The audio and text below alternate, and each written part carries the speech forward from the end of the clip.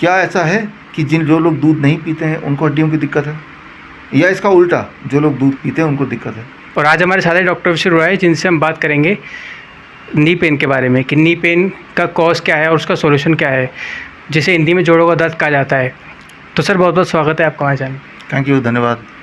तो सर मेरा सवाल ये है कि नी पेन सर क्यों होता है, और सर ये क्या छोटी उम्र में भी होता है? और सर बड़ी उम्र में तो देखा ही है हमने, लेकिन सर आजकल छोटी उम्र में भी होने लगा है, तो सर इसके बारे में बताएंगे थोड़ा? नी पेन नॉर्मली बड़ी उम्र में होता था, लेकिन अब किसी भी उम्र में होता है। It all depends on, it is called a life style disease. आपका जो लाइफ का स्टाइल है उसके हिसाब से आपके बॉडी की फंक्शनिंग है। हो सकता है कि आपका कैलेंडर एज हो करीब से 30 साल का, लेकिन आपकी बॉडी की जो बायोलॉजिकल एज हो या उसकी सेल्स की उम्र हो 60 साल की हो। मतलब ये कि 30 साल की एज में ही आपने अपने बॉडी को बूढ़ा कर दिया 60 साल के बराबर, तो फिर इस तरह की दिक्कतें होती हैं। हालांकि इसका एज से और कोई कनेक्शन नहीं है, अपने लाइफस्टाइल से कनेक्शन है। और जिस तरह का लाइफस्टाइल अभी हो गया है बच्चों का सबका, तो किसी भी समय बच्चों की हड्डियों में दिक्कत हो सकती है, जोड़ों में दिक्कत हो सकती है, किसी को भी किसी भी समय हो सकता है, डिपेंडिंग ऑन उसका लाइफस्टाइल क्या है। सर इसमें डाइट में क्या ध्यान देंगे जरूरत है कि हमें ये नी पेन, सर क्या डाइट भी इसमें कारण बनता है? लाइफस्टाइल एंड डाइट दोनों, डाइट ही मेजर पोर्शन बोल सकते हैं। आप ऐसा समझो, मैं इसको थोड़ा एक्सप्लेन कर देता हूँ आपको। जैसे मान लो दो हड्डियाँ हैं, हड्डियों के बीच में थोड़ा गैप है, this is the between the two bones, right.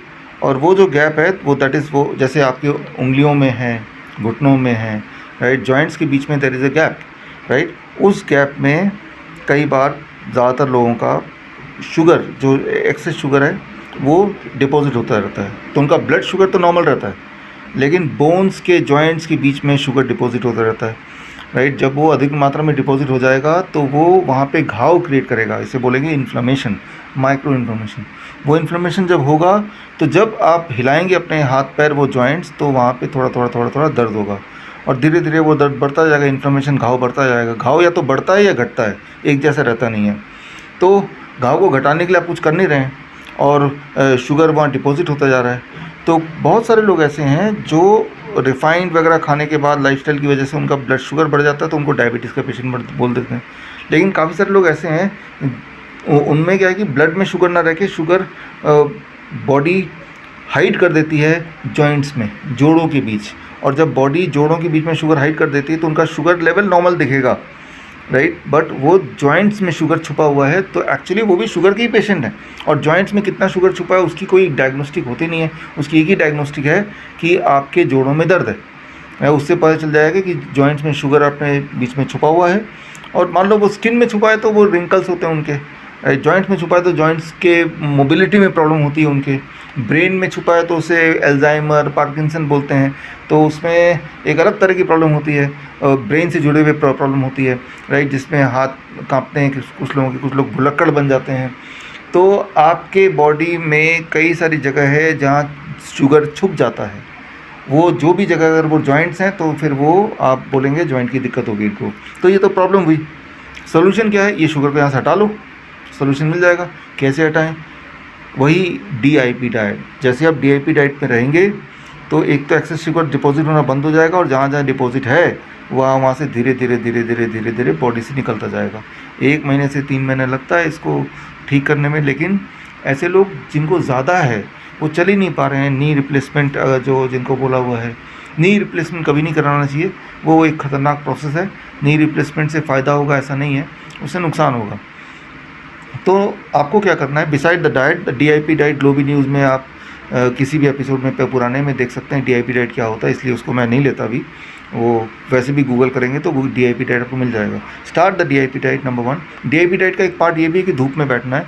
जो जोड़े हैं जहाँ जहाँ दर्द है उसको धूप दिखाना है, गर्मी दिखानी है। I call it heat therapy, right. गर्मी दिखाने के 2 तरीके, धूप में बैठना ज़रूर है, क्योंकि धूप की जो गर्मी है वो सिर्फ गर्मी नहीं, कई सारे और भी उसमें कंट्रीब्यूशन है।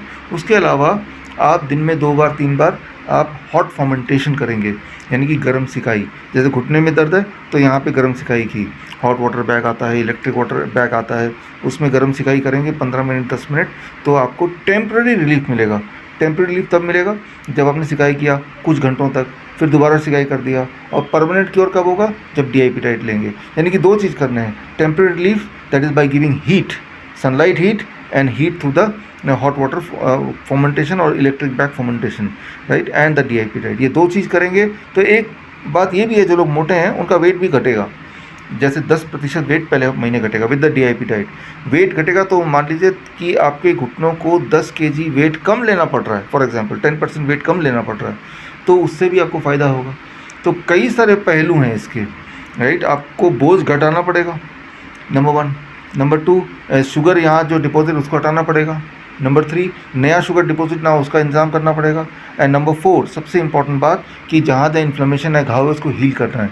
हील करने के लिए ये हीट काम आता है। हीट कैसे काम आता है कि जब आप हीट देते हैं ना किसी भी जगह पे, तो हमारी बॉडी की इम्यूनिटी अलर्ट हो जाती है और सारी इम्यूनिटी उस जगह पे जहाँ पे हीट है वहाँ भागती है और उसको रिपेयर करने की कोशिश करती है। तो heat is like a alarm. जैसे कहीं पे अलार्म बजता है तो लोगों का अटेंशन जाता है अलार्म, तो बॉडी के लिए अलार्म कैसे आप पैदा करेंगे? By giving artificial heat. जैसे बॉडी में जब फीवर भी होता है तो फीवर भी एक अलार्म की तरह काम करता है, फीवर भी एक क्यूरेटिव इफेक्ट की तरह काम करता है। तो वैसे ही करना है। और जब तक आपके जोड़ों में दर्द है, खूब ज़्यादा भयंकर जिनको है, तब तक अपनी मोबिलिटी को थोड़ा कम रखिए, मूवमेंट को बहुत रिस्ट्रिक्ट रखिए, क्योंकि बॉडी को हीलिंग टाइम चाहिए। अरे दर्द के बावजूद भी अगर आप चलेंगे फिरेंगे तो दर्द को ठीक करने का मौका नहीं मिलेगा। जिस तरह से जब किसी की हड्डी टूट जाती है तो हड्डी आप कुछ दिनों के लिए बिल्कुल हिलाते नहीं है, लेट द बॉडी वर्क, अपने आप को हील करने के लिए।